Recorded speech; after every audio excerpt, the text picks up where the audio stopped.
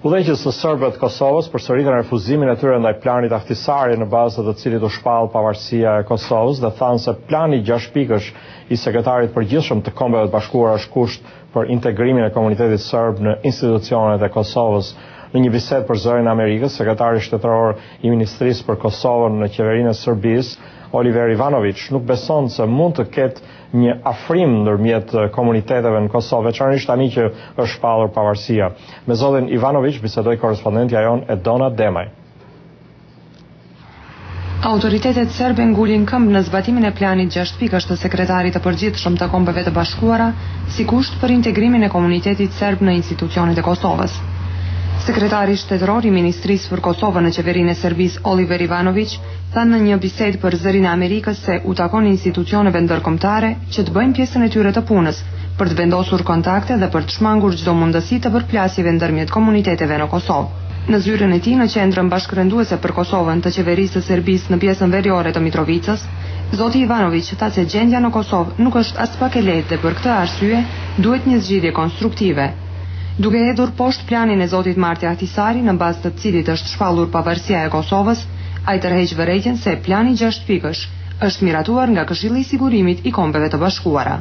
Prema tome, možemo mi dogovoriti kako ćemo zvati taj naš novi koncept papir, ali... Ne mund të merrem me vesh se si do ta quajmë një dokumentari, por në thelb ai duhet të ketë planin 6 pikësh i cili mundson pjesëmarrjen e përshtatshme të komunitetit serb në institucione, por pa krijuar ndjenjen se ata janë të detyruar në institucionet e Kosovës së pavarur.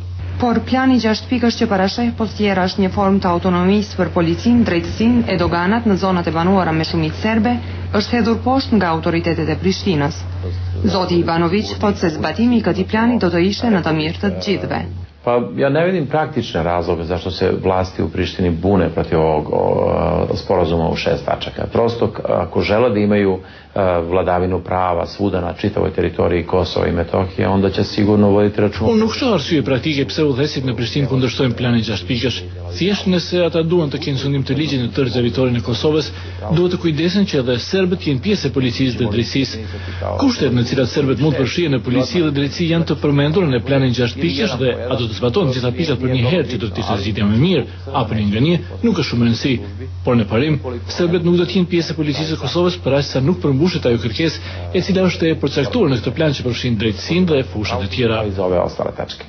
Ai mendon se gjendja në terren nuk është as pak më e keqe në veri se sa në pjesë të tjera të Kosovës dhe u bën thirrje përfaqësuesve ndërkombëtar që të mos përqendrohen vetëm në veri.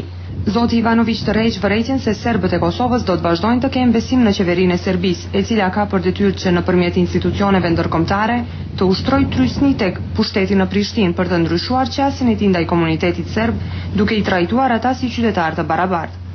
Ai nuk beson se mund të ketë një afrim ndërmjet komuniteteve, veçanërisht pas 17 shkurtit të vitit të kaluar, kur është shpallur pavarësia e Kosovës.